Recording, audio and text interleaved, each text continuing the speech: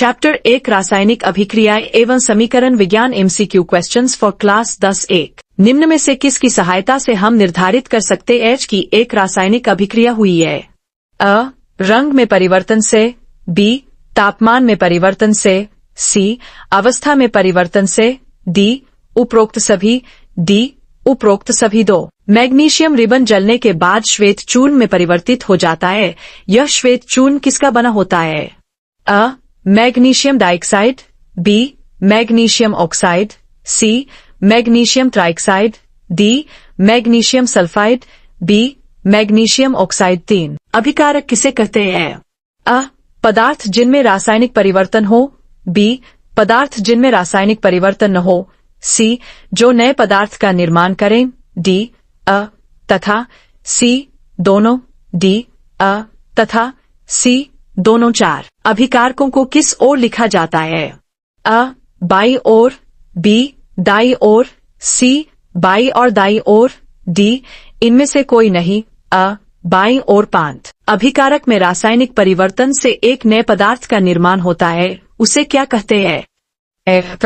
पद से कोई नहीं थी। पद 6. अभिकारक और उत्पाद के बीच तीर का सिरा किसकी तरफ होता है? अ.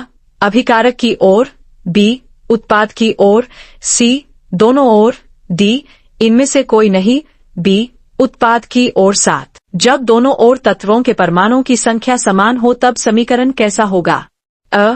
संतुलित, बी. असंतुलित, सी.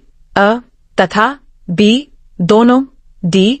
इनमें से कोई नहीं, अ. संतुलित। 8. ऑक्सीजन की उपस्थिति में मैग्नीशियम रिबन के देहन का रासायनिक समीकरण क्या होगा?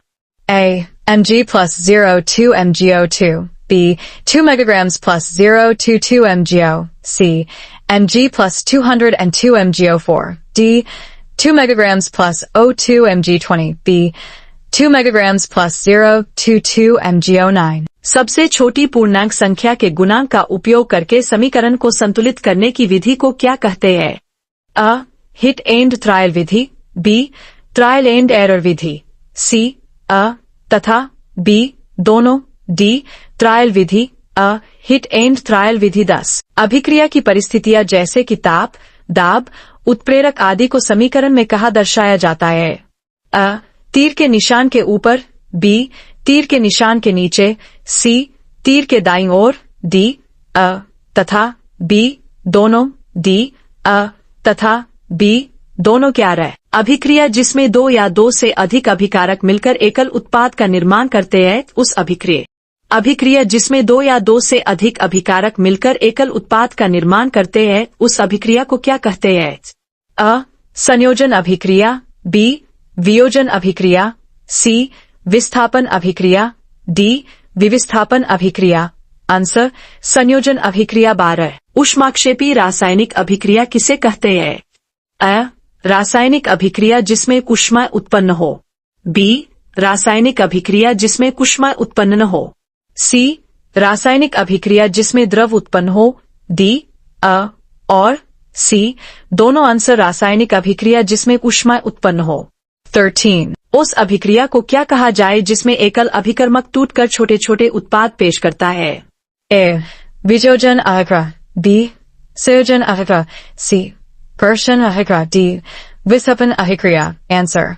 वियोजन अभिक्रिया। 14. जीवित रहने के लिए हमें ऊर्जा की आवश्यकता है। ऊर्जा हमें कहाँ से प्राप्त होती है? क. भोजन, ख. पानी, ग. हवा, आग, मिट्टी। आंसर. भोजन। 15. ऊर्जाशोषी अभिक्रिया किसे कहते हैं? ए. अभिक्रिया जिसमें ऊर्जा शामिल है, बी. अभिक्रिया जिसमें ऊर्जा उत्पन्न होती है, सी. ए और बी. दोनों, डी. इनसे कोई नहीं। आंसर. अभिक्रिया जिसमें ऊर्जा शामिल है। 16. द्विविस्थापन अभिक्रिया जिसमें श्वेत रंग के एक पदार्थ का निर्माण होता है जो जल में अविलेय होता है, उस अविलेय को पदार्थ क्या कहते हैं? अ. अवक्षेप, बी. जलवाष्प, सी. Crystal, D. इनसे कोई नहीं। आंसर. अवक्षेप। 17. अभिक्रिया जिसमें एक तत्व होता है दूसरे तत्व को उसके विलीनीकरण से हटा दे, उसे क्या कहते हैं? अ. प्रदर्शन अभिक्रिया, बी. विविस्थापन अभिक्रिया, सी. वियोजन अभिक्रिया, डी संयोजन अभिक्रिया। आंसर प्रतिक्रिया अभिक्रिया। 18 अभिक्रिया के समय जब किसी पदार्थ में ऑक्सीजन की वृद्धि होती है तो उसे क्या कहते हैं? अ अपचयन, बी उपचयन, सी ए और बी दोनों, डी इनसे कोई नहीं। आंसर उपचयन। 19 किसी अभिक्रिया में पदार्थ का अपचयन कब होता है? अ जब ऑक्सीजन की वृद्धि हो, बी जब मूल की वृद्धि हो, सी जब ऑक्सीजन का होता है, डी बी और सी दोनों। आंसर बी और सी दोनों। 20 किसी अभिक्रिया में पदार्थ का उपचयन कब होता है? अ जब ऑक्सीजन की वृद्धि हो, बी जब सत्य की बात हो, सी जब ऑक्सीजन की ह्रास हो, डी ए और बी दोनों। आंसर ए और बी दोनों।